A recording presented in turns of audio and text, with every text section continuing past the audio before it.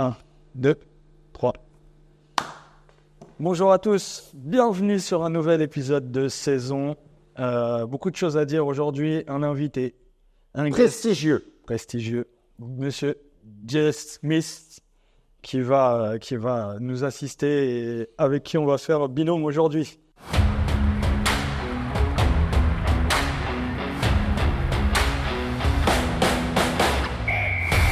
Jay, Oui. je te laisse un petit peu te présenter. Alors, Rapidement, parce que rapidement. le CV... non, le CV, il est long, mais ça ne veut pas dire que la personne est intéressante. Plus sérieusement, Jay Smith, cofondateur du Paris Running Club en ce qui concerne présentement nos sujets.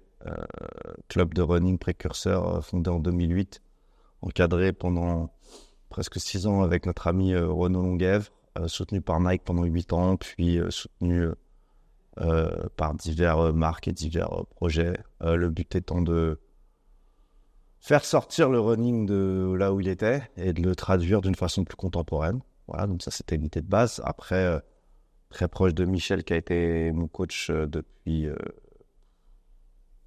Encore plus, je sais pas. longtemps, quand Renaud est parti, et qui m'a accompagné sur des grosses courses, notamment une course extraordinaire qui s'appelle Speed Project, qui était une course à 6, deuxième édition entre Los Angeles et Las Vegas, plus de 600 km à couvrir.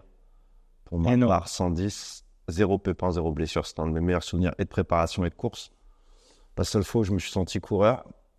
C'est fini pour la partie ego trip. Voilà, cofondateur de l'agence Black Rainbow qui nous accueille aujourd'hui, cofondé avec Greg Hervieux. Est-ce qu'on n'arrête pas de parler un peu de nous et est-ce qu'on parle de tout ce qui s'est passé ces 3 derniers mois? Il y a trop. Beaucoup de choses. On prend dans l'ordre chronologique ou on prend dans l'ordre foufou? Non, on parle des JO en premier. On parle des jeux.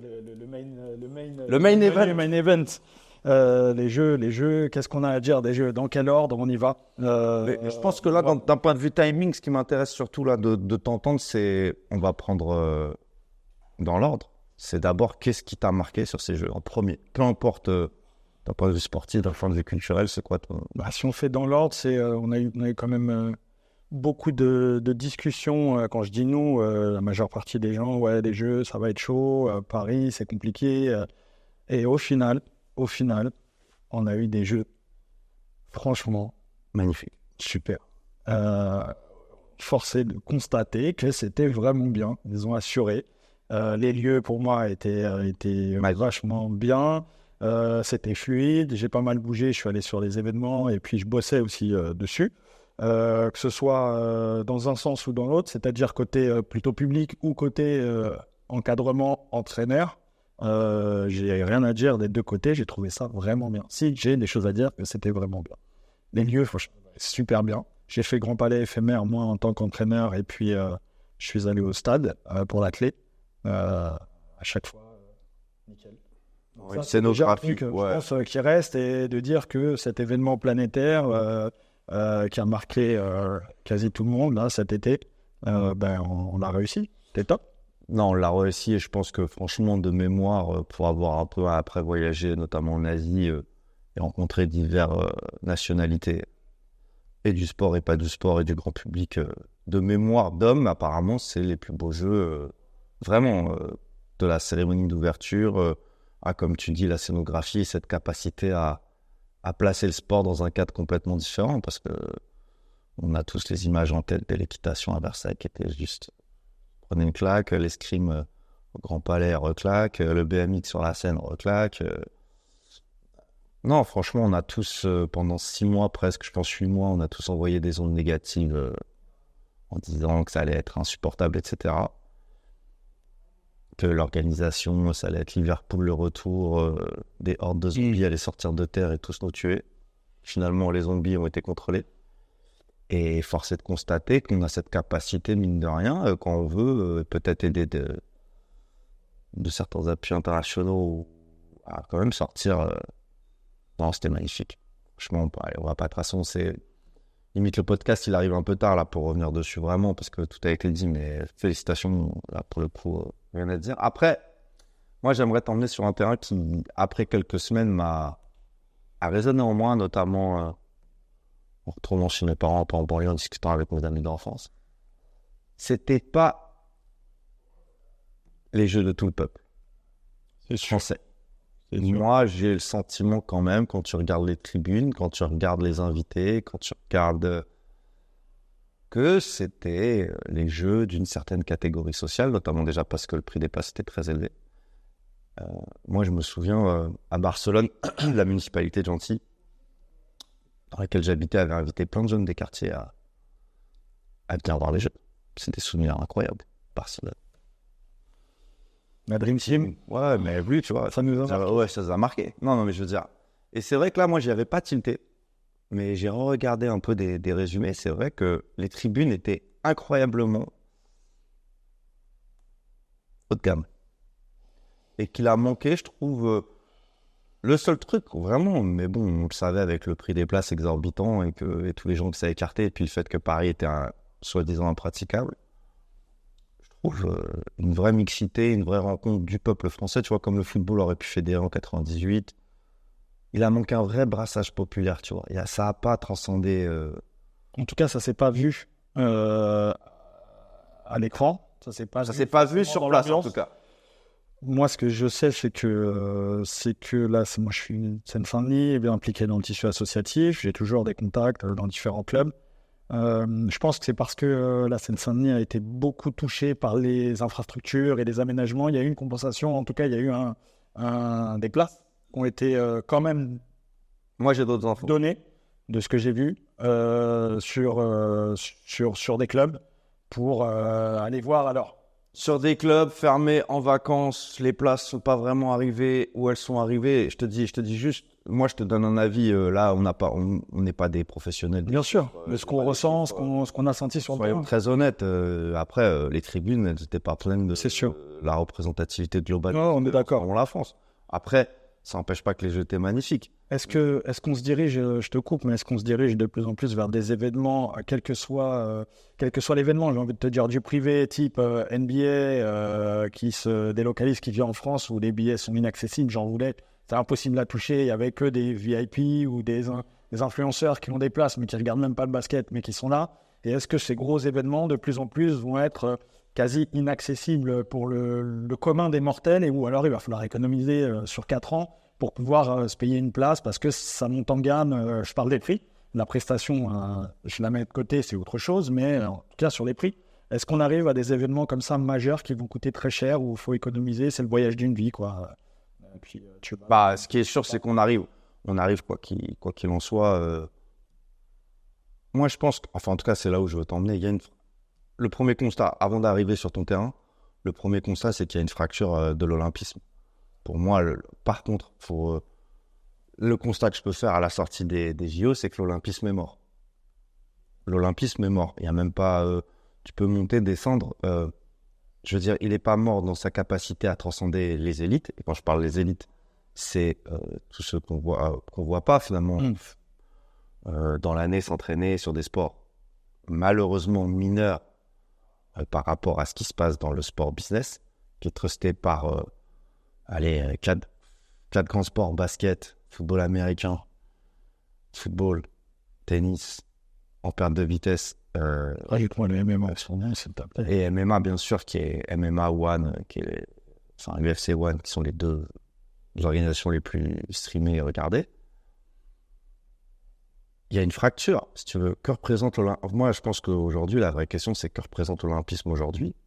L'olympisme représente une version sauvage du capitalisme, avec une recherche approfondie et des sponsors, et comment faire le plus d'argent possible pour lancer économiquement une zone géographique et relancer aussi une élite de 60 ans, blanche, majoritairement plutôt patriarcale, même si ça va avoir tendance à changer, même si on voit que ça prend une bonne direction aussi pour Los Angeles, avec Michael Johnson, qui est le tennis tangué. Mais ouais, moi, ça m'inquiète cette fracture. J'ai l'impression, peut-être que je dis une grosse bêtise et que je me ferai afficher dans les commentaires. J'ai l'impression que c'est lui qui dit. J'ai vérifié, Je t'avoue que je passe à côté de ça. J'ai vu la Peut-être flamme que arriver, je vais peut-être Snoop avec la flamme. J'ai vu tout ça, mais j'ai pas vu leur tête. peut-être que je dis une énorme bêtise et que je vais m'afficher à vie, puisque ça restera du coup sur les. Non, l'autre réalité, ouais, cette fracture de l'olympisme, et puis ce que tu dis qui est très bien dit, c'est sur ces événements sportifs extraordinaires, cette fracture populaire qui fait que les gens, comme tu dis, sur des événements qui sont incroyables et qui sont là justement pour transcender les foules, c'est effectivement les économies d'un mois, 2 mois, 3 mois, faut s'y prendre à l'avance. Voilà, tu peux plus y aller avec ton fiston ou tes enfants pour aller transmettre ça. Et je pense que c'est un problème généralisé de nos sports et de la culture du sport en général. C'est que on est face à une démographie et une jeunesse qui s'éloigne de plus en plus de la réalité concrète. J'entendais, je sais plus sur quel podcast, je crois que c'est Paoletta, je crois qu'il disait ça, en tout cas très intelligemment dans le podcast d'Amine. Les jeunes aujourd'hui qui se mettent au foot, par exemple, ils se mettent pas au foot pour la passion du foot. Non, ils se mettent au foot pour l'argent, l'ascenseur social et tout ce que ça peut suivre. Il n'y a plus personne qui se met au foot pour le foot.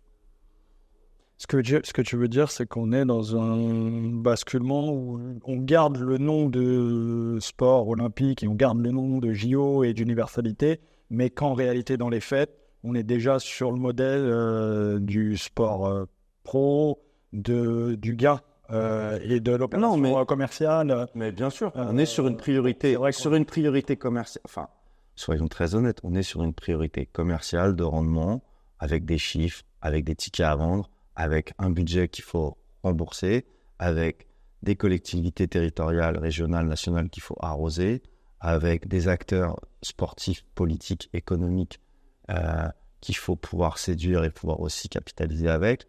Je veux dire, l'olympisme aujourd'hui est mort dans son sens où, tu sais, tu es arrivé au bureau tout à l'heure, on parlait avec des gens du bureau, il n'y a personne qui était capable de te sortir qui a marqué sportivement ces jeux.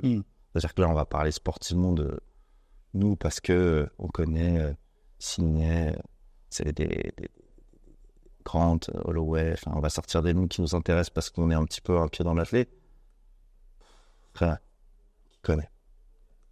Non, c'est vrai. Et alors que je reste persuadé qu'on va pouvoir parler d'un Guy Drut, tu vois, d'un Diagana, parce qu'à l'époque, tu vois, ça représentait quelque chose. Pour moi, il y a 2 problèmes aujourd'hui dans cette fracture de l'olympisme. Il y a ce problème du capitalisme qui est une réalité, mais sur lequel on ne pourra plus rien faire puisque tout doit avoir un rendement. Et le sport qui avait échappé à ça par l'abandon des services publics au sein des cultures du sport, au sein des grandes familles du sport, va se tourner donc vers le privé, donc on va aller vers un rendement. Bon, c'est javelot, ça me rapporte. Ça va disparaître. Après, on est des civilisations qui ne sont pas éternelles. Les sports vont, viennent, ça s'en va, ça revient, etc. Mais la réalité, c'est que tu as ça, et d'un autre côté, tu as, je pense, ça c'est un sujet, tu sais, dont on adore, et je pense qu'on peut aussi ouvrir un peu vers ça, à moins que tu aies envie de rebondir là-dessus. Il y a, je pense aujourd'hui, une déperdition des valeurs sportives. Au sens... alors, déperdition et incompréhension de ce qu'est le sport. Aujourd'hui, un athlète, pour les gens, c'est plus un Olympien. Un athlète, c'est Thibaut Inchep. Un athlète, c'est Serena, Greka. C'est des acteurs qui sont au quotidien, hyper médiatisés, hyper sexualisés, hyper polémiquisés, tu vois. Mais c'est plus de... C'est-à-dire qu'un Carl Lewis aujourd'hui, il rayonnerait beaucoup moins face à un Thibaut Inchep ou un type qui est... mais soyons très sérieux. On parlait de Cinéma McGolding. Elle a tout balayé sur ces JO. Honnêtement, je sais pas combien il y a eu de posts sur elle, mais je pense comparé à ce que pouvaient faire 2 ou 3 influenceurs fitness et 2-3... c'était incomparable. Et les gens, le problème aussi, Michel, c'est que on n'est tellement pas dans une culture du sport élite. Les gens ne comprennent plus la valeur d'un centième ou d'un dixième. dans la marge de progression de ce que ça veut dire dans ma tête. Et ça, tu sais, on avait fait l'analyse, je me souviens, quand on parlait de demi-fond, quand on parlait de marathon, 10 km, quand le mec, il te demande en 10 km, alors, t'as couru combien? 50, 45, 35, tu pouvais lui dire même 28. Il sait pas ce que ça veut dire autour aux 400, ce que ça veut dire de se péter les mollets. Et aujourd'hui, tous, je pense, la grande urgence aujourd'hui, c'est essayer de réfléchir à comment on peut repositionner ces valeurs du sport, c'est-à-dire qu'est-ce que l'effort, qu'est-ce qu'un dixième, qu'est-ce qu'une seconde, tu vois, c'est ça. Ça passe par le sport au quotidien, à l'école, etc. Enfin, je veux dire. Mais moi, je te pose la question, est-ce qu'aujourd'hui, tu penses vraiment qu'il y en est C'est vrai que cette notion-là, elle est perdue. Enfin, en tout cas, elle est beaucoup plus compliquée à transmettre. Mais quand on avait un beau corps vaut mieux qu'un beau temps. Voilà. Je comprends. Néanmoins, ça se travaille à la base. C'est-à-dire que si tu mets en avant l'effort, le travail, la performance, alors sous une forme ludique, hein, ça peut se faire. Mais quand on était, je ne suis pas si vieux que ça, mais à l'ancienne, on te faisait courir, on te disait, tu fais un 80 mètres, un 100 mètres, tu te comparais, tu voyais qui était capable, et puis peut-être que celui qui était moins fort sur le sprint, s'il était plus fort sur le lancer, par exemple, je parlais à l'école, chacun trouvait à peu près sa place. Mais au moment, quand tu voyais que tu as un type qui te mettait une demi-seconde sur un 80 mètres, ça fait beaucoup. Et tu vois que pour aller chercher cette demi-seconde, tu as beau y revenir sur un cycle de PS basique du départ, tu crois que tu vas faire mieux la semaine d'après, puis tu gagnes à peine un poil, un cheveu. Et là, tu te rends compte que, d'accord, ok, ça se joue à ça. Donc, c'est ces notions-là qu'on n'a plus aussi. Parce qu'on fait d'autres sports. Moi, je vois, à l'école, ça parle de ultimate, frisbee, des choses qui sont... beaucoup moins, j'ai envie de dire dur, mais c'est pas dur, c'est juste une réalité, qui sont beaucoup moins maîtrées, qui sont beaucoup moins transposables tout de suite sur normées, si tu veux. Donc, qu'est-ce qui va faire que le frisbee, il est mieux lancé ou moins bien lancé on ne sait pas trop. Et je pense qu'on se perd là-dessus, et que la notion d'effort, comme tu dis, la notion de comprendre ce que c'est que d'y aller step by step et de se tenir à quelque chose, on l'a beaucoup moins. Enfin, moi, je le vois avec ces nouvelles générations-là, actuellement. Il faut que ça aille vite, que ce soit tu puisses interchangeable, il faut vite non, et puis surtout tout le monde s'exprime. Et surtout qu'il y a un intérêt en fait derrière. C'est-à-dire que, comme je te le dis, on revient toujours à cet intérêt, à cette espèce de culture capitaliste qui s'infiltre, c'est-à-dire un rendement. L'intérêt, c'est-à-dire du capital que tu peux en tirer. C'est-à-dire ou de l'argent, ou une plastique. Mais je pense qu'on a complètement perdu, et c'est un vrai casse-tête pour moi, parce que je ne sais même pas comment on pourrait le réintégrer, et c'est la question que je voulais te poser derrière, mais comment on peut réintégrer aujourd'hui ces notions, comme tu dis, de progression, sans les lier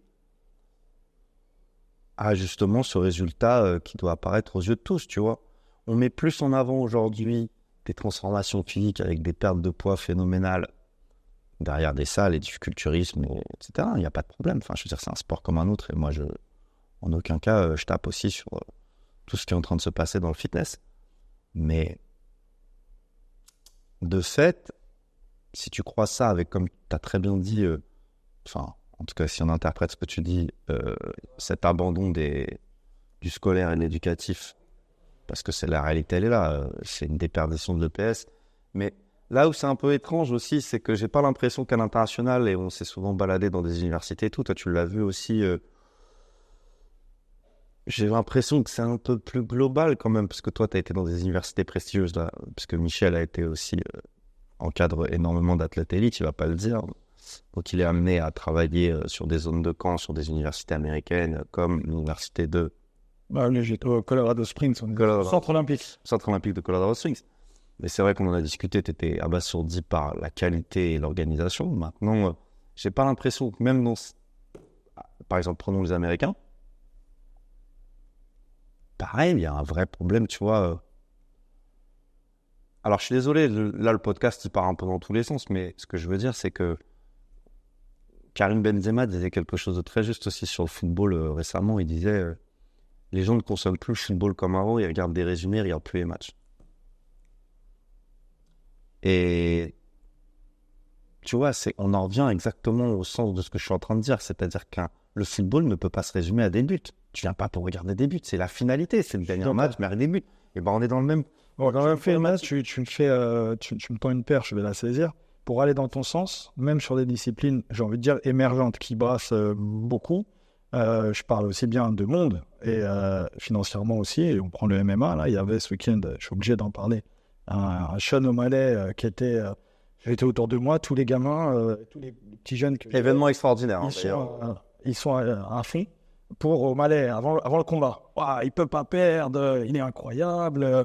Je parle de l'opinion du gros marketing. Voilà, gros marketing aussi. C'est sur ça que je voulais rebondir, c'est qu'il a tellement une image, il a eu un parcours fait d'une certaine manière, et là je me mouille.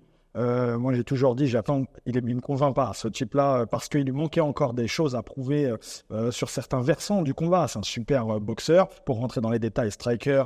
Il est grand, il est longiligne, il sait boxer, il n'y a pas de problème. Sauf que là, il se rend compte qu'il est face à un petit lutteur qui vient encore une fois du Caucase, pour pas les citer, géorgien, et il a pris le bouillon. Alors les gens ne sont pas contents parce qu'ils disent ouais, mais à chaque fois que c'est des lutteurs, il y a rien de spectaculaire. Ils attendent le sang, le chaos à chaque fois systématiquement. Il a eu le super game plan.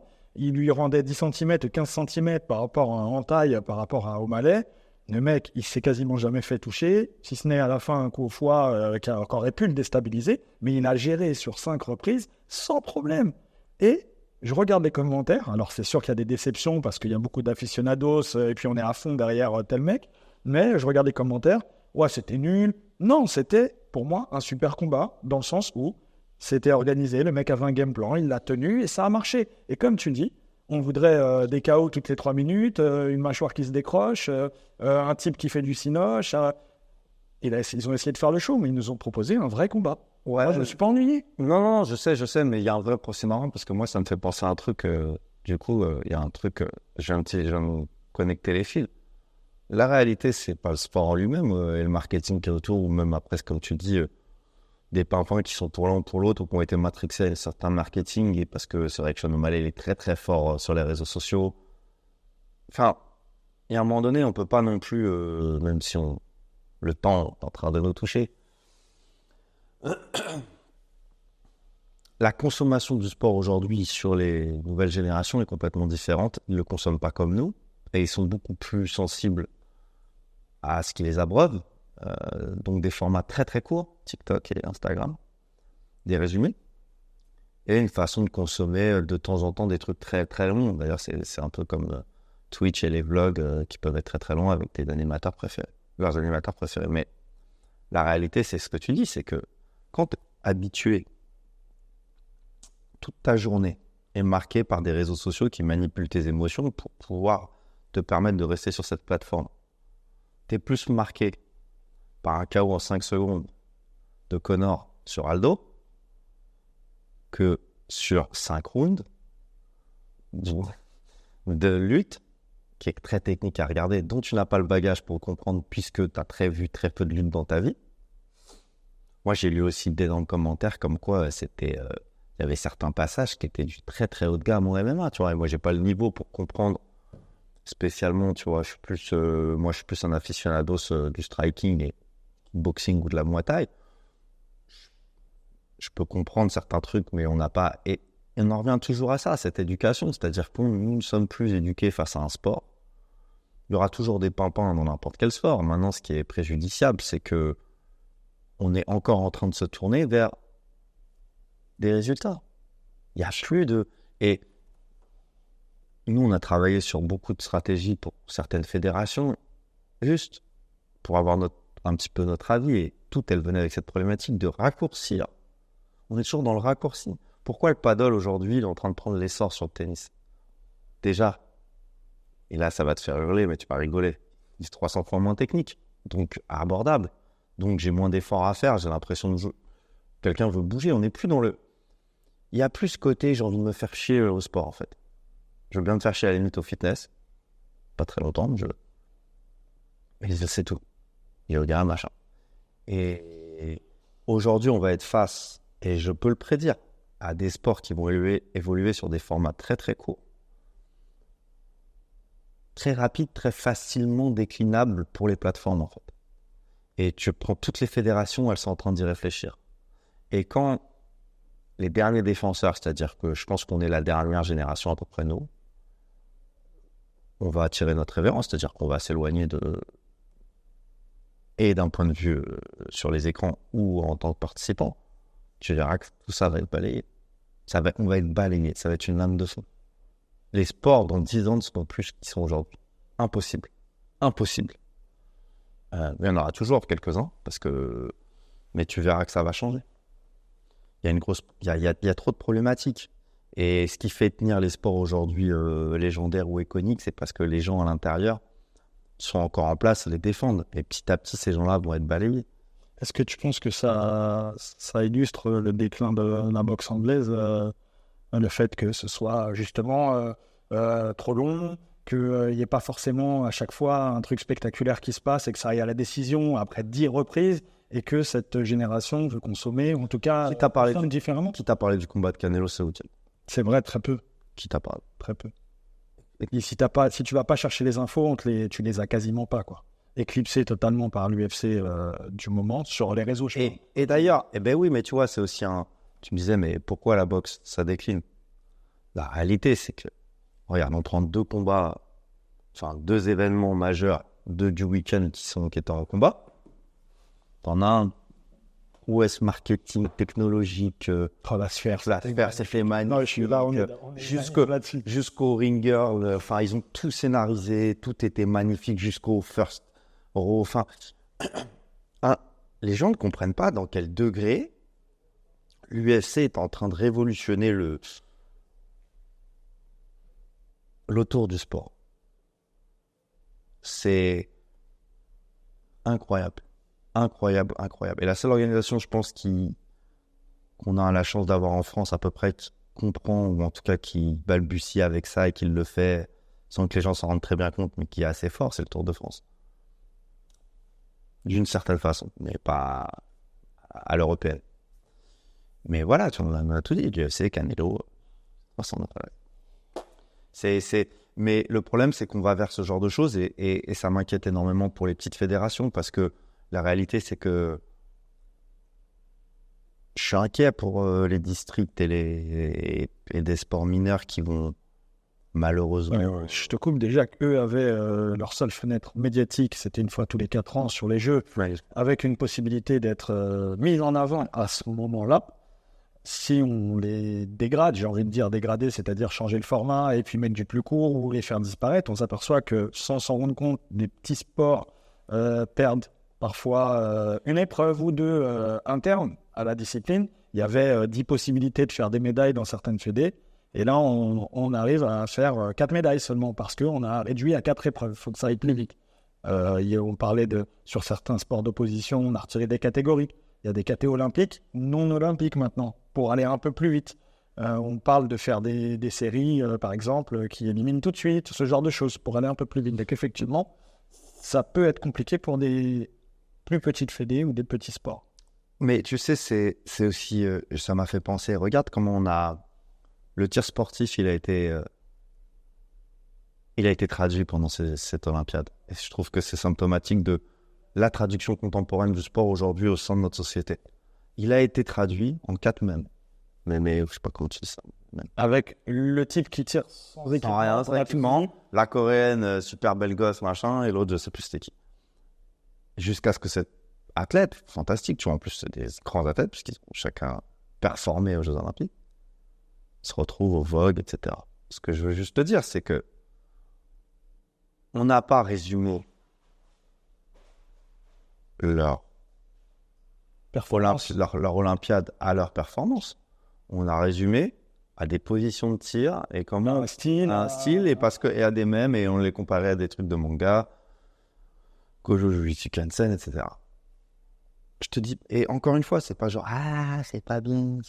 Donc ça tend vers c'est aussi compréhensible que les jeunes qui se mettent sur certaines disciplines pensent tout de suite à quel look ils vont faire et quel genre de figure ils vont, ou en tout cas quelle posture ils vont adopter pour essayer de se faire remarquer dans des disciplines où et a des problématiques derrière parce qu'on se consacre quasiment qu'à ça et beaucoup moins à la partie. Alors il y a ça, travail, mais il y a aussi etc. juste célébrer leur performance plutôt que.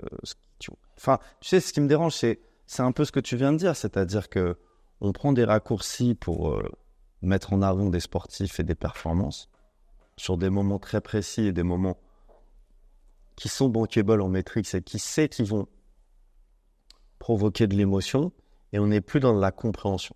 On n'est plus dans de l'émotion qui peut être hachée menu et montrée et être mis en avant. Et aujourd'hui, moi, la question que je te pose, c'est est-ce que tu penses, admettons, même avec une baguette magique, demain je te nomme ministre des Sports de la Terre, tu penses qu'on peut encore corriger le tir, ou tu penses que c'est tellement profond ce qui est en train de se passer parce que ce n'est pas que sportif, c'est aussi très systémique. Le retard il est trop grand et qu'on ne pourra qu'assister, donc ce que je viens de dire tout à l'heure, il y a 2 minutes, à la révolution complète de ce qui est notre conception historique du sport. Je pense qu'on est dans on ne reviendra pas en arrière. Et donc, toi, tu le vois comment? En plus, toi, c'est quoi ton avis sur ce qu'on vient d'évoquer. Moi, ce qui m'intéresse, c'est ton avis sur l'élite et ensuite grand spectacle mainstream. Je sens toute cette organisation et ce système descendre, se casser la tronche, et on pourra faire ce qu'on veut, on n'arrivera pas à le récupérer. On parlait des petits sports. Je me suis occupé pendant longtemps du canoë-kayak. Ça parle à quasiment personne en dehors des gens qui pratiquent le canoë-kayak, de cette fenêtre médiatique avec quelques profils dont on a parlé qui peuvent se payer des billets et qui ont, si tu veux,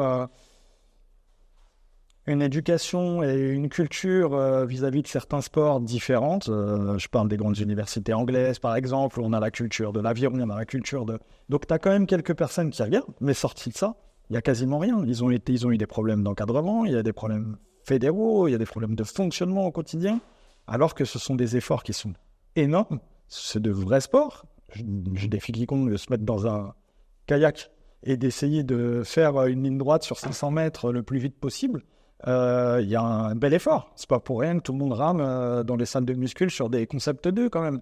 Et là, par contre, ah ouais, t'as fait combien au 500 sur le concept 2? Oh, c'est chaud, t'es super fort. Ou sur le ski erg, par exemple. Mais personne regarde le kayak. Donc, et c'est en train de disparaître. Je parle du kayak, mais ça peut être autre chose. Et justement, ton regard sur cette, parce que les gens ne savent pas, je le dis, tu as encadré donc le kayak, tu as encadré aussi la marche, tu as encadré des athlètes issus de... Ouais, je me suis occupé des sports. Tir à l'arc, pas médiatisés. Non, mais c'est pour ça que je te pose ta question. Et des sports très médiatisés. Toi, de l'intérieur, comment tu vis le truc? Je vis le truc qui tire tous la langue, honnêtement, on fait pas de langue. Donc, on est sur combien d'années, là? Je pense que déjà... je pense que pour le folklore olympique... Il y a 15 milliards qui vont être retirés dans les budgets. Là, on parle au niveau France. Là, moi, je prends un peu de hauteur et je regarde au niveau international. Je pense qu'avec des pays émergents qui ont encore une culture différente, une approche différente, et on l'a vu, on pourra en parler, mais il y a un paysage qui change quand même en athlée.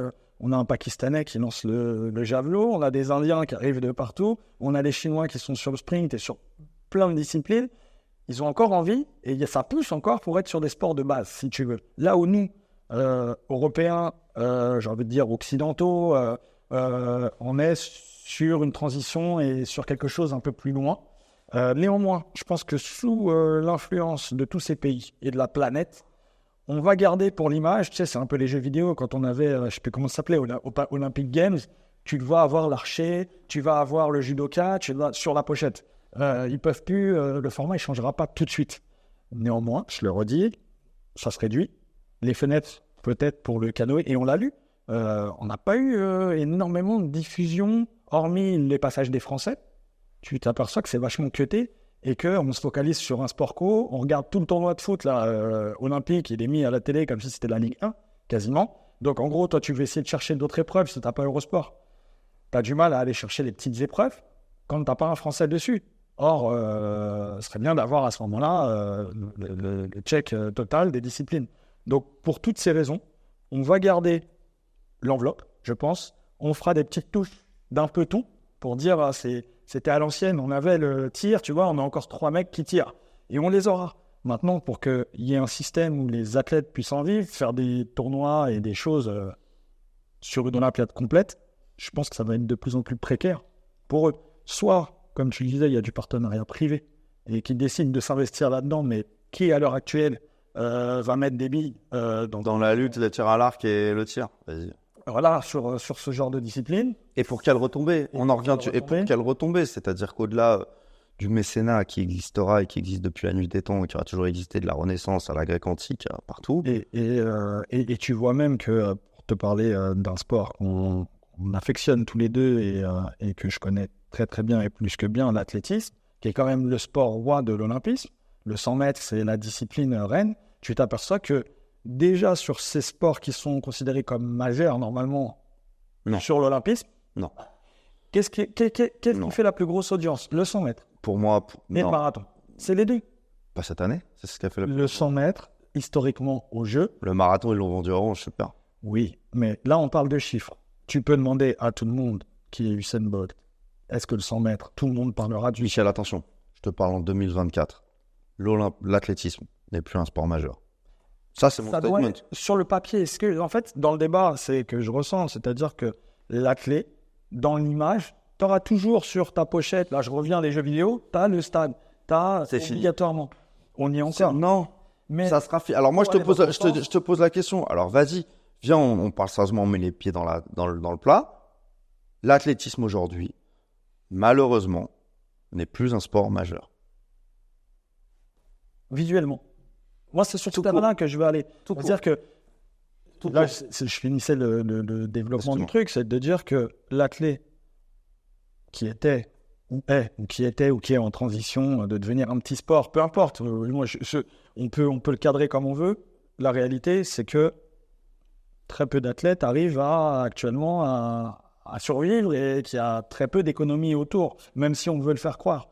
À tel point que ça va devenir quasiment une franchise américaine bientôt, puisqu'il y a une nouvelle ligue qui est en train de se mettre en place sous l'influence de Michael Johnson. Très intéressant, à voir si ça va tenir ou pas. Mais un système, ils vont me dire bientôt, comme les Ricains, quand ils gagnent le NBA, ils te disent on est champion du monde. Quand tu gagneras cette ligue, peut-être, américaine, ils vont réussir à faire un système en servant de la base universitaire et du nombre de coureurs qu'ils ont, etc. Et d'intéresser réellement financièrement la sélection de coureurs. On réexpliquera peut-être un jour ou à un moment le format de cette compète. Et peut-être que ça va manger complètement les autres organisations. En tout cas, ils essaient de faire des choses, mais on voit clairement que ça bat de l'aile et que c'est très compliqué. On essaye depuis Bolt qui a disparu. Là, pour en parler, on va en parler un peu d'athlètes. Tu vois que ça essaye de remettre un peu de chaud et que les gens, ça les a touchés. Il y a quand même eu un reportage sur Netflix, Sprint, qui a plutôt bien fonctionné. J'ai pas mal de gens autour de moi qui m'en ont parlé. Ils ont bien aimé la manière dont c'était tourné, les insides. Il y a quand même un truc qui, tu vois, ça bat de l'aile, mais il y a encore un petit truc qui essaye de rebondir, tu sais, avant de mourir. Alors, comment ça va s'adapter ou comment Sprint, ça va... ils auraient dû l'appeler Noah Lai, surtout. Mais c'était un peu Chakari dedans. Voilà, ils auraient dû l'appeler K et Noah, quoi. Mais on peut pas tout avoir. Non, mais on a été déçus. Moi, j'étais un peu déçu par ce reportage, parce qu'on en attendait beaucoup. Après, la personne qui ne connaît pas...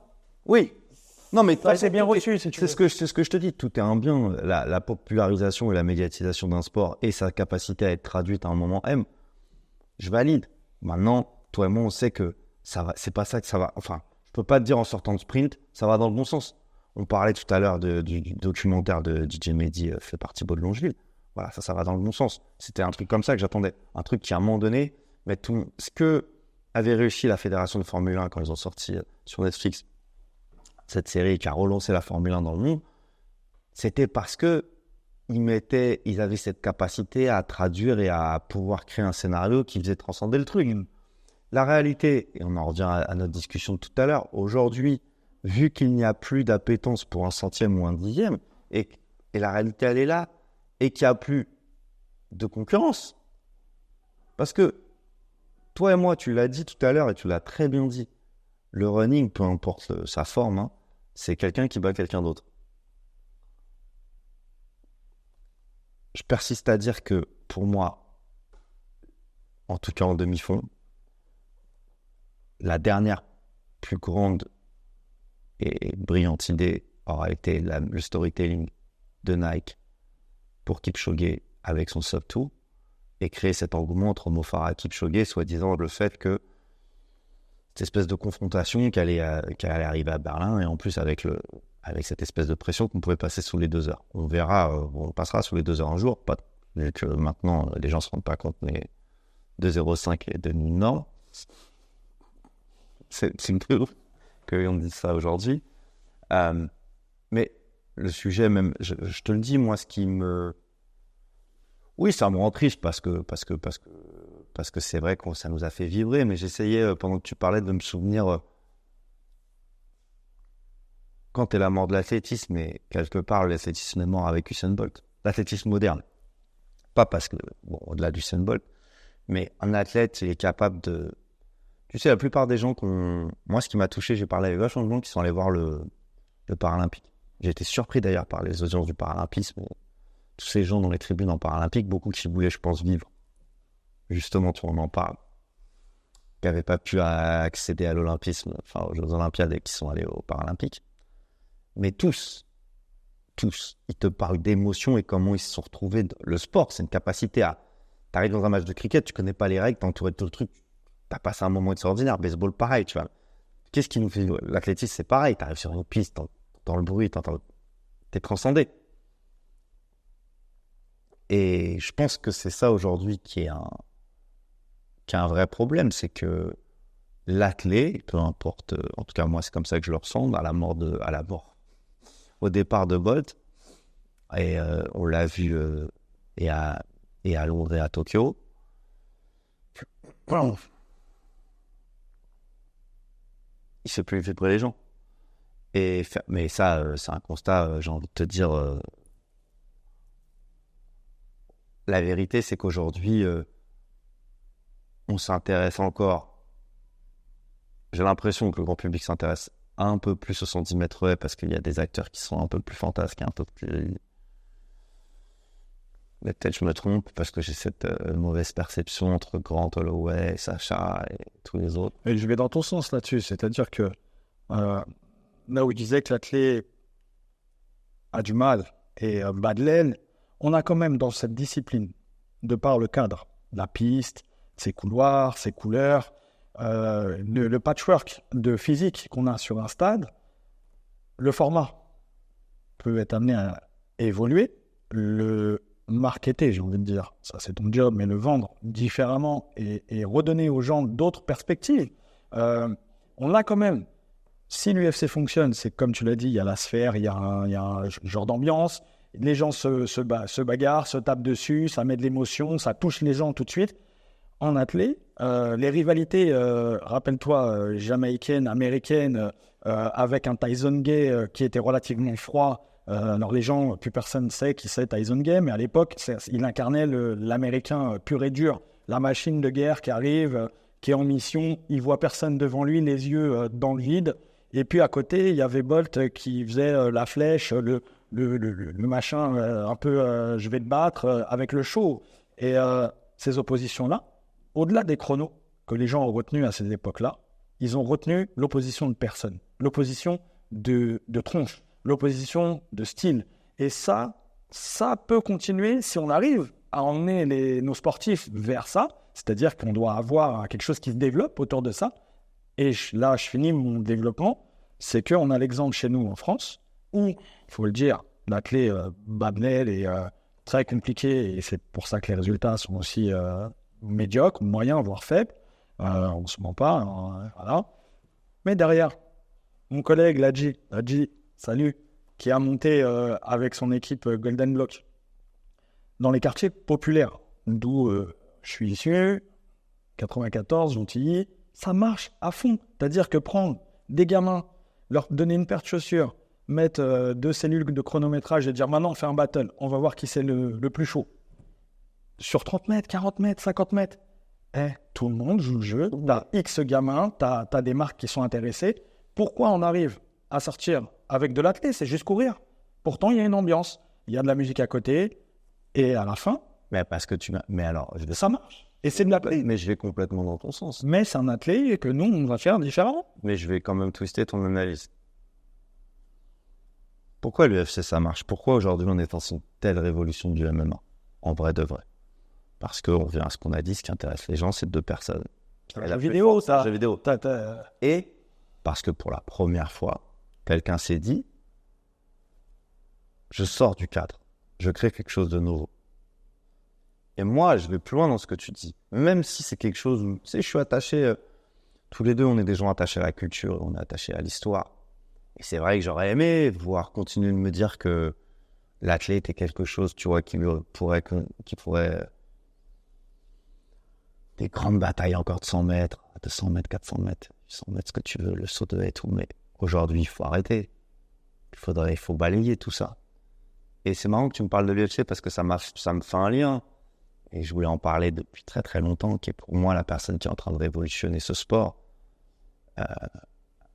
C'est Duplo, le Plantis. Duplo, Lego, Playmobil.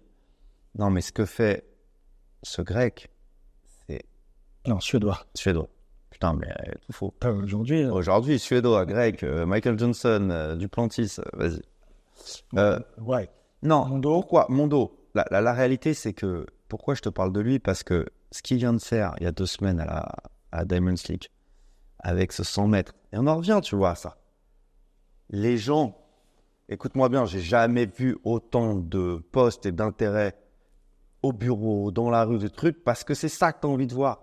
Aujourd'hui, tu n'as plus envie de voir, en vrai, je m'en bats les steaks que Noah, il fasse un 9,74 ou machin. Je veux le voir se taper contre Mondo. T'imagines que là, je suis excité à l'idée de Sha'Carri contre Mondo? Mais je te dis pas que ça doit être que ça. Bien évidemment qu'une compétition d'athlétisme, ça doit pas être que ça. Mais je veux dire, ça va dans le bon sens. Ça va dans le sens où, à un moment donné, si l'athlétisme veut continuer, on doit complètement le changer et le révolutionner. Pourquoi le demi-fond a tout balayé? Parce qu'à un moment donné, je suis obligé de m'auto-cirer les pompes. Il y a des gens comme moi, comme nous, qui se sont dit comment on peut transformer et traduire en fait le demi-fond.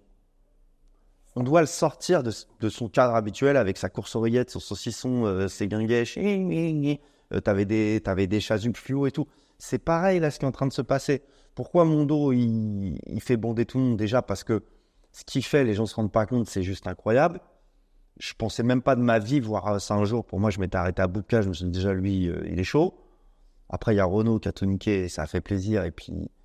Mais tu vois, même Renaud, ce qu'il a réussi à créer avec son... Renaud, la Villénie, je me suis pas trompé.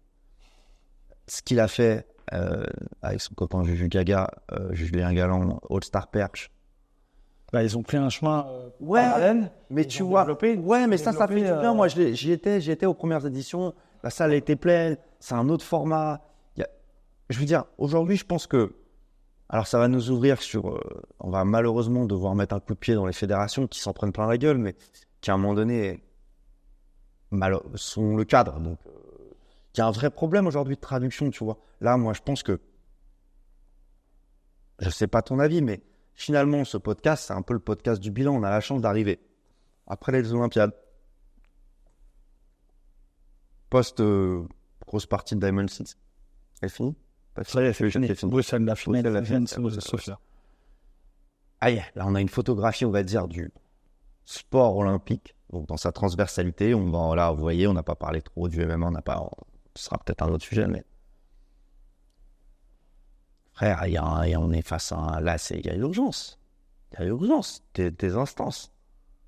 Je veux dire, là, je pense que mais la réalité, c'est que, et là, c'est très systémique, on a des autorités au-dessus de ces gens-là qui s'en fichent.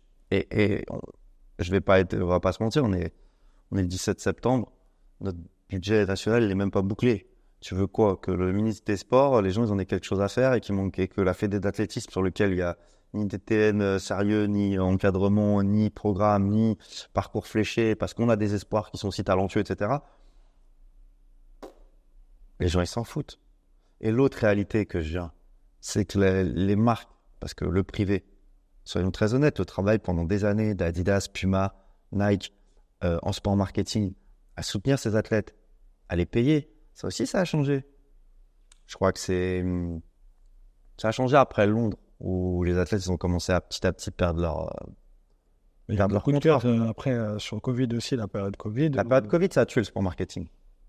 Et pour te dire que l'autre réalité, c'est que le sport marketing n'est plus la priorité, les athlètes élites ne sont plus la priorité, puisque mathématiquement, ils seront toujours plus faibles en termes de maîtrise que n'importe quel influenceur sport.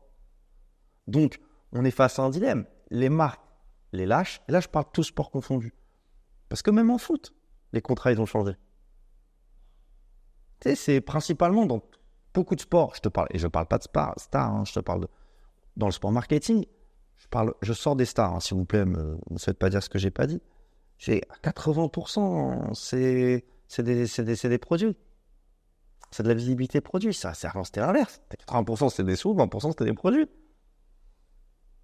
Donc, il y a un problème, Michel. Si d'un point de vue public, des autorités, il n'y a pas de soutien, il y a un désintérêt, il y a un manque de culture. Du côté privé, c'est la même chose. Pourquoi aujourd'hui le trail il explose? Ça aussi, c'est un sujet qui m'intéresse. Pourquoi le trail aujourd'hui ça explose? Pourquoi l'UTMB devient un monstre? À côté de challenge, je pense. Parce que je me suis prouvé quelque chose. Bien sûr. 2, Covid. Période de Covid, besoin de verre, beaucoup de gens sont jetés dans le trail pour les grands espaces, le truc. Bon, ça, c'est l'aspect sociologique. Mais la réalité, c'est que tu as 3 monstrosaures qui viennent de sortir de nulle part. On, Oka et Salomon, qui en même pas 5 ans sont devenus aux portes du panthéon des grandes marques et qui, d'un point de vue marketing, investissent parce que pour eux, c'est exactement leur image. Et qu'en capitalisant sur ces nouveaux consommateurs, ces nouvelles pratiques, ces marques-là mettent de l'argent sur des sportifs qui n'en avaient pas. Et la réalité aujourd'hui, c'est que je pense, peut-être que je me trompe, j'ai pas accès à tous les contrats, que les trailers, je sais même pas si ça dit comment, les trailers, je crois que c'est le mot, gagnent plus que n'importe quel coureur de demi-fond. Et regarde les audiences de l'UTMB, du dernier. Alors, il y a beaucoup de coureurs qui étaient bons sur piste, qui ont fait le choix d'aller vers le marathon très vite et la course sur route. Ça se rapproche un peu du trail. Hein. Dans l'esprit, je parle par rapport à la démarche. Mais ce que je veux dire, c'est parce que c'était financièrement plus intéressant. Ouais, sauf qu'aujourd'hui, on en revient et on boucle un peu la boucle de ce qu'on est en train de dire. C'est-à-dire qu'on est face sur une évolution des cultures et des pratiques sportives, non pas forcément que sociologique, mais aussi parce que pour un résultat, pour un intérêt et pour une visibilité. C'était pas le cas à notre époque. Et on va pas faire les vieux cons. Tu faisais pas du sport pour de la visibilité. C'est sûr, mais on n'avait pas les réseaux. Donc forcément, il y a une nouvelle donne, c'est cette visibilité avec tu fais le tour du monde en scrollant ton téléphone en réalité. Donc ça va très très vite et ça donne accès à une visibilité à des gens qui n'auraient jamais eu cette visibilité puisqu'ils sont incapables de produire une performance sur un sport, je veux dire, qui était mis en avant par la télé ou les médias.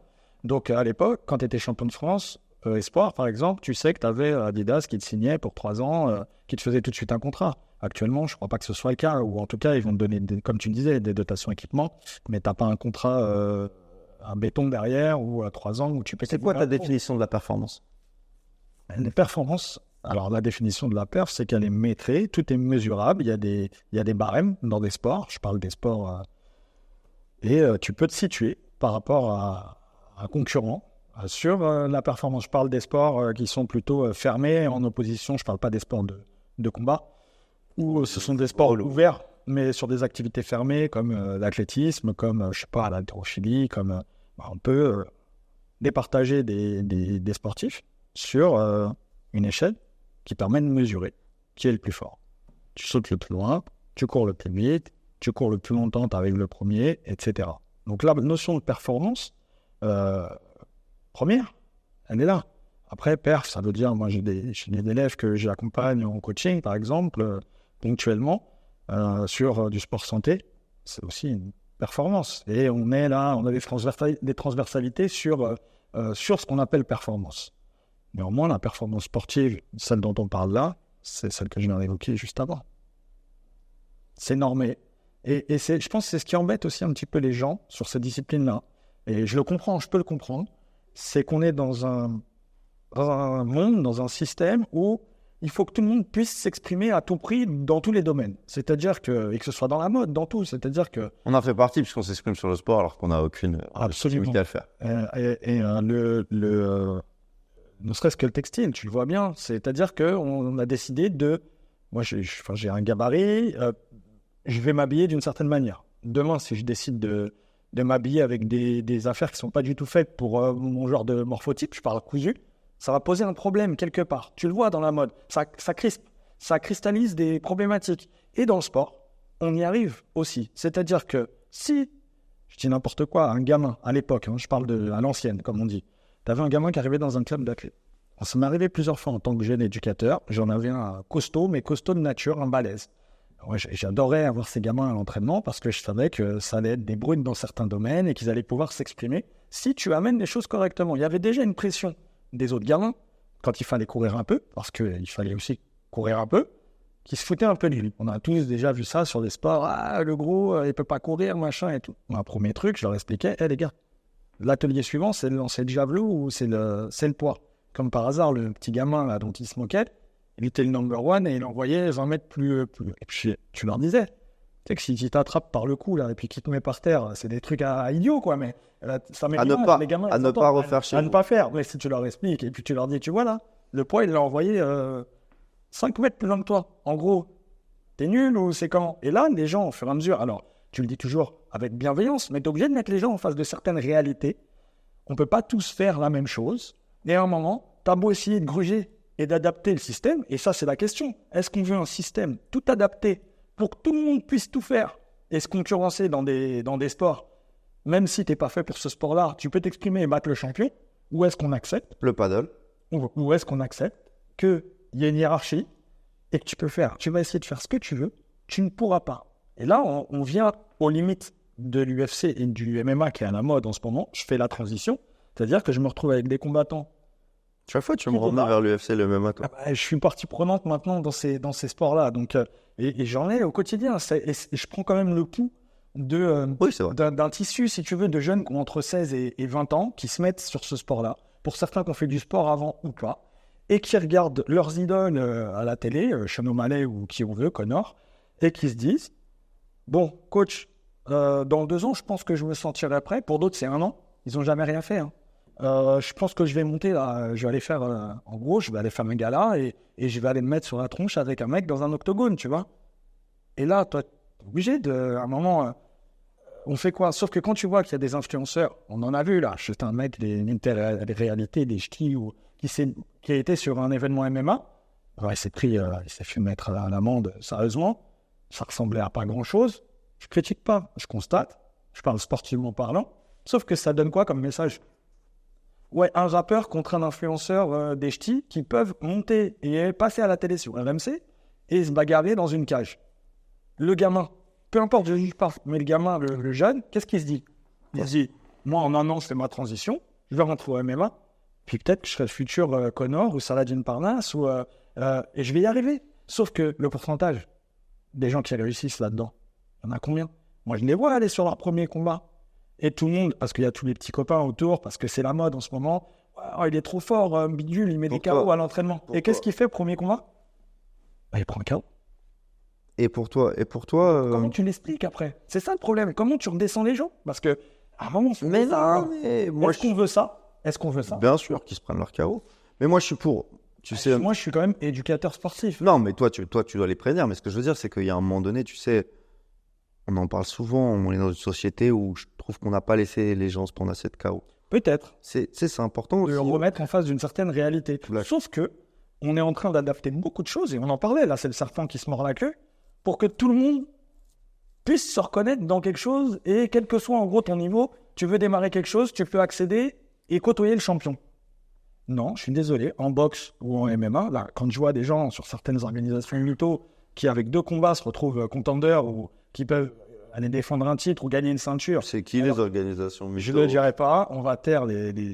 Non, tu devrais le dire. Non, peut-être pas en France, peut-être à l'étranger. Ah, d'accord. Et que tu vois ces combattants-là, attention, je ne remets pas en question, les mecs ils montent dans l'octogone, ils travaillent, mais le niveau il est pas en parallèle du réel niveau. Tu peux pas te dire champion de quoi? Champion parce que tu as fait 2 combats, tu n'as rien vu encore. Et puis le prochain combat, au 3e, tu perds, tu n'es plus champion. Mais tu as été champion de quoi en fait? Et il y a un problème avec ça. C'était comme à l'époque, la boxe taille, tu te rappelles? C'est-à-dire que tu avais des vrais champions qui avaient X, et puis tu avais toujours Greg Hervieux pour parler de la boxe thaï, le champion de la 8e fédération qui avait 3 mecs qui ne savaient pas boxer, qui prenaient une ceinture. Et il n'y avait plus personne qui comprenait quoi que ce soit là-dedans, au bout d'un moment. Donc là, on en arrive à ça. Qu'est-ce qu'on veut? Où est-ce qu'on va? Moi, je n'ai pas les réponses. Je constate juste qu'il y a beaucoup de gens qui parlent en ce moment. Je parle de jeunes qui sont motivés, soi-disant, mais ils vont dans le mur.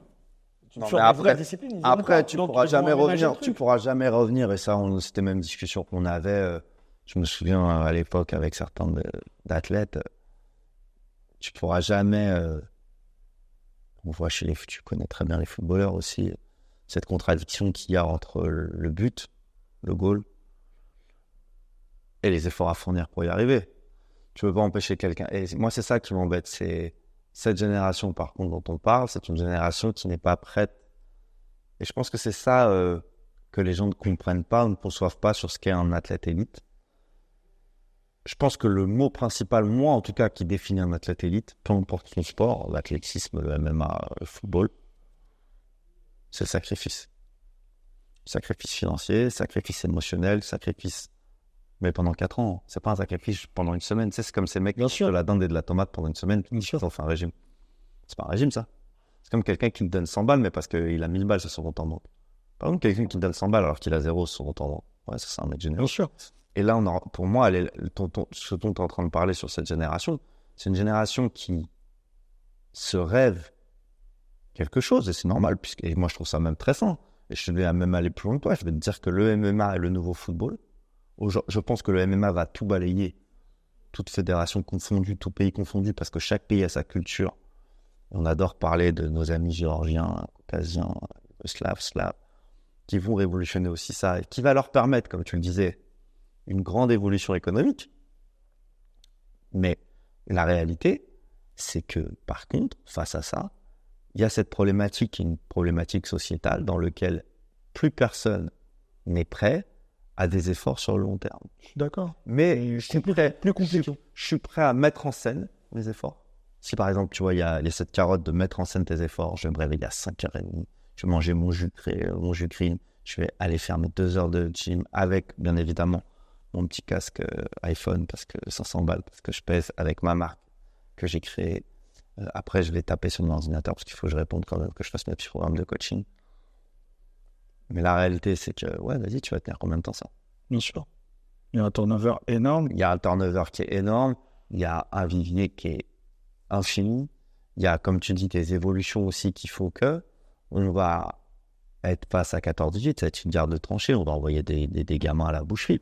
Parce qu'on le sait très bien. Et ça, je pense que choisissez bien vos fédérations, vos coachs et vos entraîneurs. Parce que, comme le dit Michel, je pense que c'est le rôle d'un préparateur et d'un coach de te dire non, t'es pas prêt, ne va pas. Et je pense qu'aujourd'hui, on a tellement besoin de viande pour alimenter. Enfin, tu l'as vu, tu les fréquentes encore plus que moi, de ARS à UFC, à Hexagone, toutes les... Dans chaque pays, il y a des organisations, des ligues. Aujourd'hui, même ce que fait Ibra TV, tu vois, c'est ligues sur des fives avec complètement amateurs. Je veux dire, il y a un moment donné, et qui fait de l'audience. Je veux dire, il y a un moment donné, là, et ça marche. Et là, tu regardes, tu sais, on est vraiment, je le ressens profondément, à une vraie transition de ce que représente le sport. Je voyais là ce week-end, je sais que toi, t'es pas vraiment là-dedans, le youtubeur Ami qui a présenté l'équipe de France pour affronter l'équipe d'Espagne, soutenu par Nike. Ça, c'est plus excitant qu'un match France-Espagne aujourd'hui. Je me renvoie. Là, je suis vraiment. Oui, non, je sais, non, mais ce que je veux dire, excitant dans le sens. Pas pour. C'est-à-dire que il te fait ouais, mais c'est-à-dire c'est comment c'est amené, marketingement, la présentation, les anciens antagonismes, le fait qu'il y ait 2-3 personnalités très connues qui vont jouer parce que c'est pas un match. Tu sais, c'est comme les matchs qu'on faisait à l'époque dans la mode. Ce que je veux dire par là, c'est que ce que j'essaie de te faire comprendre, c'est que plus on discute ensemble depuis tout à l'heure, plus je me rends compte qu'on est face à des nouveaux défis, des nouveaux challenges, une nouvelle perception, une nouvelle définition de ce qu'est le sport. Comme tu dis, par rapport à des performances qui sont, moi je pense, d'un point de vue élite, arriver à un plafond de verre. Plafond de verre parce que Je sais que ça va te faire hisser, mais pour moi, en dessous de 30 centièmes, enfin 50 centièmes, c'est de l'ordre du risible. Pas parce que ça représente, hein, mais parce que c'est incompréhensible à l'œil nu. C'est comme si je te disais 10 000 milliards d'années-lumière. Oui, d'accord. Ou tu as 100 milliards sur ton temps banque. Je pense que c'est des trucs, je comprends le chiffre, mais tu comprends pas ce que ça représente. Tu vois, c'est ça aussi ce décalage. Donc, on est face à un plafond de verre de l'élite. On est face à une explosion de l'amateurisme avec des gens qui ne sont pas sportifs élites, mais qui sont des sportifs. Et je peux me jeter la pierre. Je veux dire, il y a un moment donné, j'étais sponsor pendant plus de 12 ans. Je ne le méritais pas d'un point de vue sportif. Je connaissais mes performances. Je pense que mon meilleur temps au 10K, c'était 42. J'étais mieux payé qu'un athlète olympique. Ça n'avait pas de C'est la question. J'étais pas... Non, mais ce que je veux dire, c'est qu'on va vers ça. On a ouvert cette brèche. Et tu me parlais du MMA, c'est pareil. Quand on se rappelle les combattants, etc., on va vers des combattants très techniques, plus techniques, mais la masse en dessous. Je te parle pas de ceux qui sont... Je te parle pas du top 10 dans chaque pays, dans chaque catégorie, dans chaque ce que tu veux. Ce qui est en dessous. Ce qui est en dessous. Moi, ce qui me fait très très peur, c'est que toi et moi, et c'est toi qui vas le dire, combien il faut de temps, vraiment, à combien tu estimes de temps, même si on sait que les gabarits, les prédispositions naturelles, les fibres de chacun, pour devenir un athlète complet élite. 10 ans. 10 ans. Maintenant, je te pose la question. Regardons là, même en France, toi, tu vas me faire un tableau rapide dans le MMA, ou maintenant même dans le monde, parce que c'est un sujet que qu'on ne tourne pas. Beaucoup d'athlètes qui ça fait 10 ans qu'ils en font. Saladin. Ouais. Je suis obligé de... Salade. Non, mais je veux dire. Oui, mais il y en a. Mais Non, il y en a. C'était Mais ma attends, je ne dis question. pas qu'il y en a zéro. C'était ma question. Regarde, toi, dans ta vision des choses, pour aller là au bout de cette discussion et faire un genre de conclusion, c'est quid de ce genre de sportifs qui sont vraiment des sportifs, je parle même pas des sports olympiques, hein, mais on les met dedans pour certains, Il y en aura toujours. qui s'entraînent Il y en aura vraiment toujours. fort, Ouais. qui ont un niveau au-dessus du lot, qui sont vraiment... je peux te prendre un John Jones à son prime, un JSP voilà, un Bolt, un Lewis, Carl Lewis, qui tu veux, versus ce qui est en train de se passer économiquement et au niveau de la masse, j'ai envie de te dire, qui est tout à fait respectable. Je ne juge pas, c'est juste un constat de ce qui se passe. Et cette volonté, tiens, ça va être trop compliqué d'aller chercher ces mecs qui sont dans la super élite, ils nous font rêver par contre, on s'en inspire. Mais nous aussi, on veut ce quart d'heure de gloire parce qu'on a des réseaux, parce qu'on a le casque, comme tu as dit, sur les oreilles à 6 heures du matin et j'ai envie de vivre cette vie. Donc, il y a des types qui sont intelligents. Ils vont créer une ligue transversale, ils vont faire signer des profils comme ça. Le niveau, il sera moindre, mais comme tu mets des gens avec moindre niveau l'un contre l'autre, Non, mais et tu marketes le truc. Ouais, mais tu trouves de modèle, ça se passera pas comme ça se passe déjà comme ça. Non, mais ça se passe comme ça, mais c'est pas le modèle. Comment ça va finir? Ça va finir sur ces nouvelles personnalités qui ont une culture de sport qui est différente de la tienne et de la mienne, et qui vont traduire le sport à des moments clés, qui vont parler et à des marques et à des diffuseurs d'une façon différente. C'est-à-dire que là, le France-Espagne de Amine, ça va être énorme. Je sais pas pourquoi, dans moi, c'est... je sais pas, je vais te dire n'importe quoi.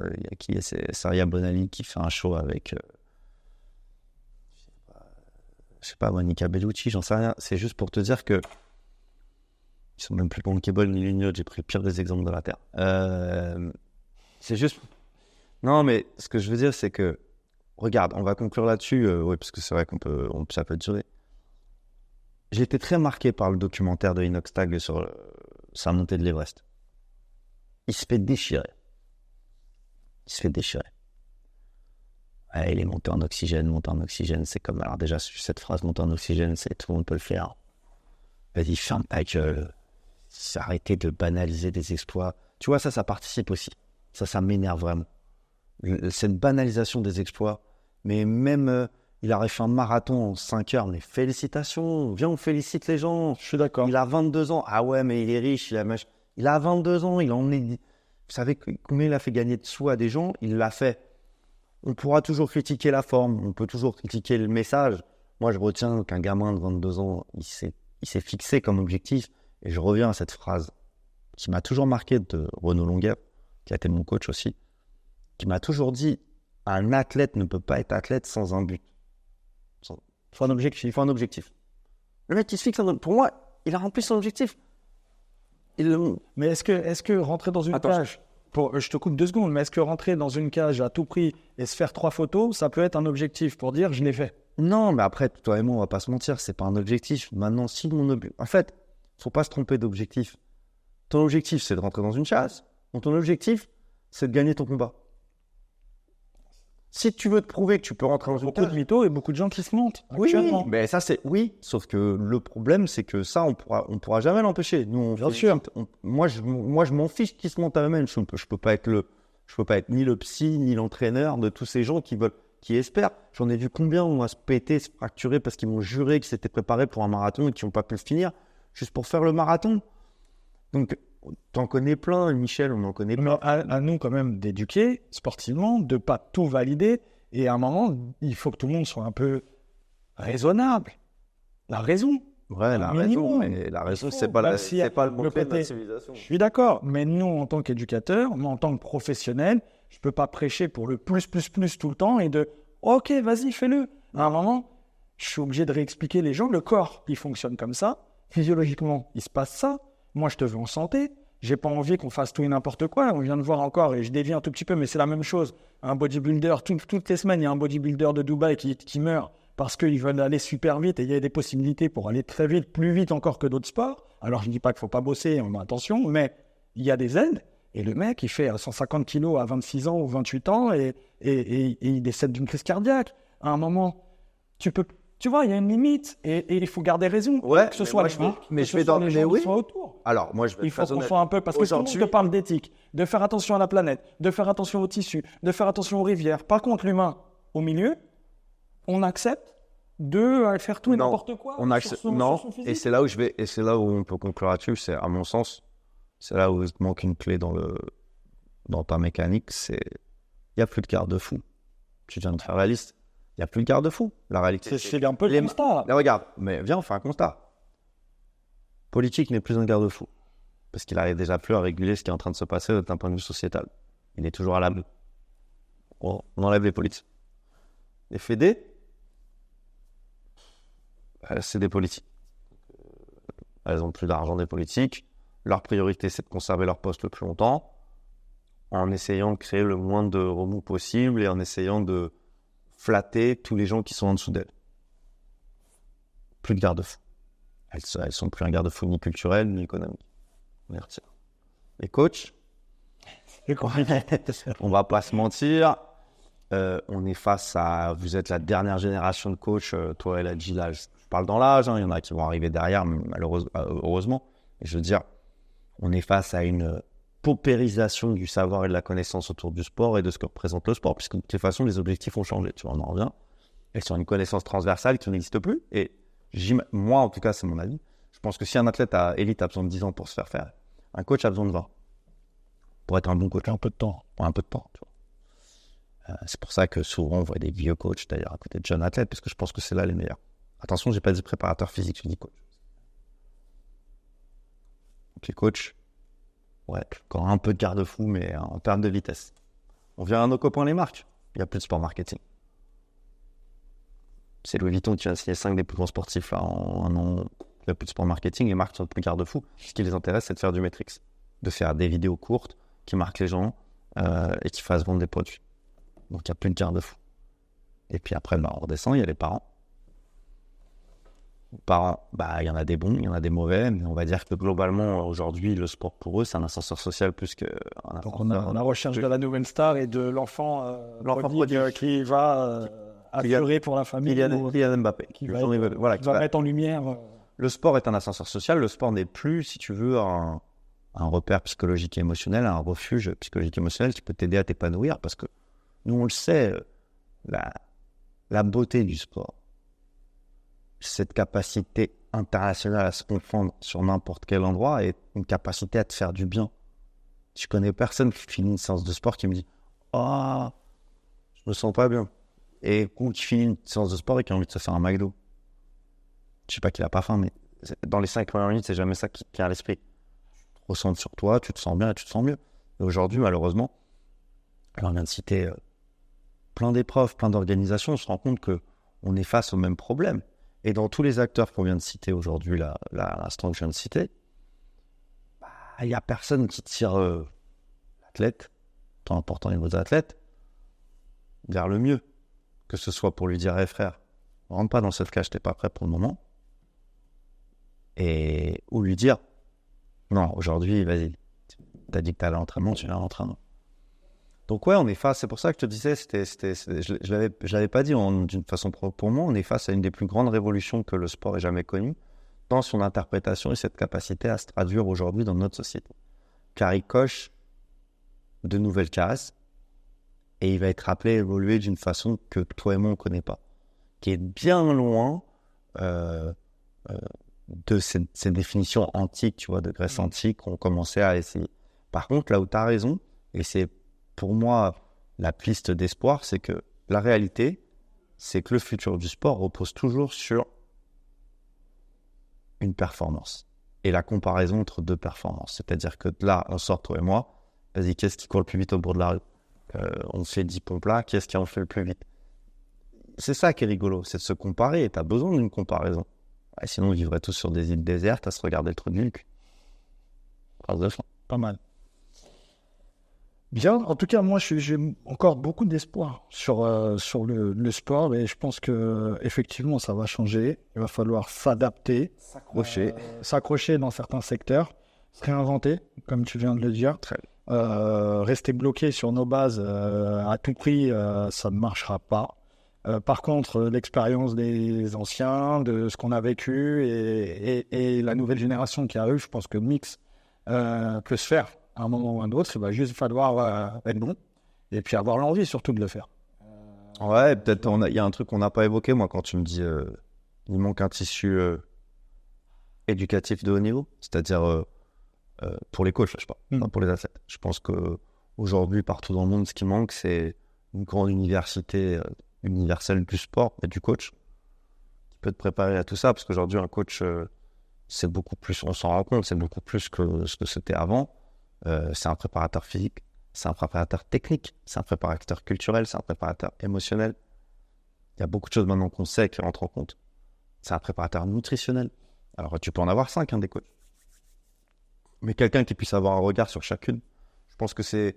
Moi, si... Tu vois, je conclue avec ça. Même si ça fait 30 minutes qu'on dit qu'on conclut. On va y arriver. Si j'avais une baguette magique, je pense, et si j'avais les pouvoirs aujourd'hui, ou s'il y a une direction que j'aimerais, ce serait ça. La création d'un pôle, peu importe son nom, la création d'une école, la création d'une université autour du métier du coach et des métiers du sport. Parce que je pense que, tu sais, les philosophes, ils ont fait évoluer les têtes, les mathématiciens font évoluer les mathématiques. Il y a un moment donné, il faut arrêter aussi de voir le sport comme quelque chose d'idiot. Non, mais tu vois, sa revaluation c'est des connaissances très scientifiques, très mathématiques, très psychologiques. Et je pense qu'aujourd'hui, ce qui manque, et je suis très surpris d'ailleurs que ça ne soit jamais fait, il y a des écoles autour des métiers du sport, mais qui sont, j'ai l'impression de ce que j'entends en tout cas, très... Bref, pas au niveau.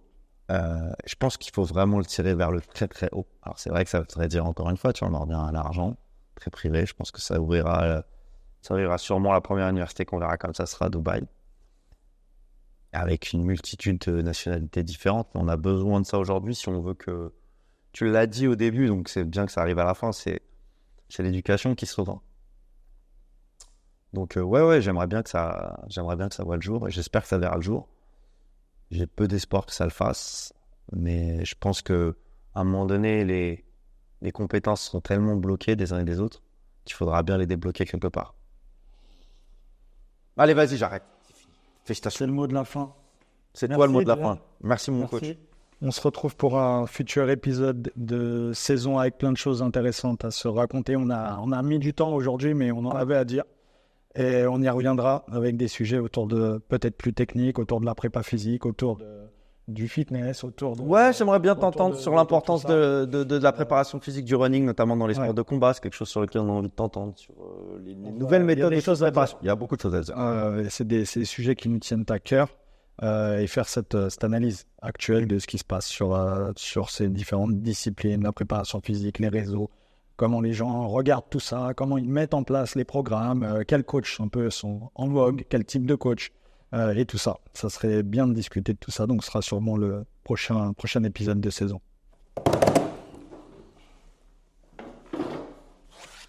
Coach, on était bon.